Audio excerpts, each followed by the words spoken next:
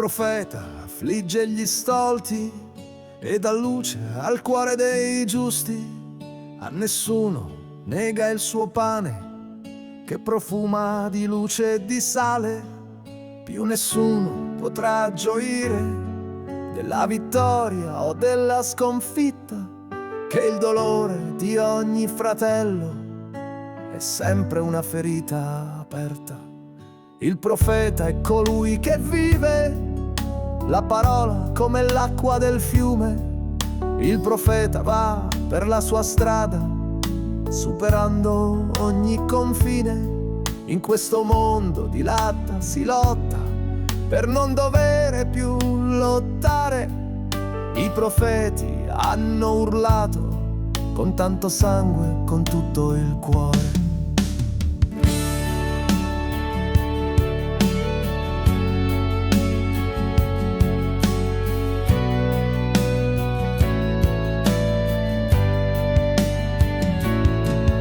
Io nel vuoto di ogni silenzio, nel respiro di ogni tramonto, lungo valli e distese, al deserto tu dai voce.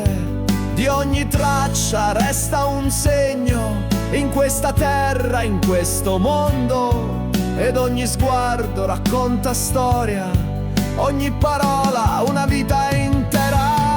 Tu mi hai dato il paradiso, tu che sempre hai difeso il tuo cuore scatenato, sempre libero hai vissuto. A te profeta io do il mio cielo, a te per sempre il mio pensiero. A te ribelle che hai dato voce, impertinenza un pugno di luce.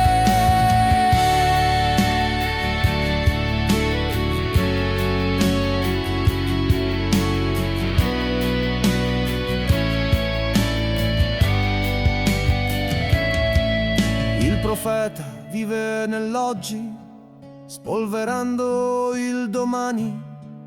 Lui che sa quanto sia dura superare ogni paura, a proteggerti ogni giorno dalle scorie di ogni pianto.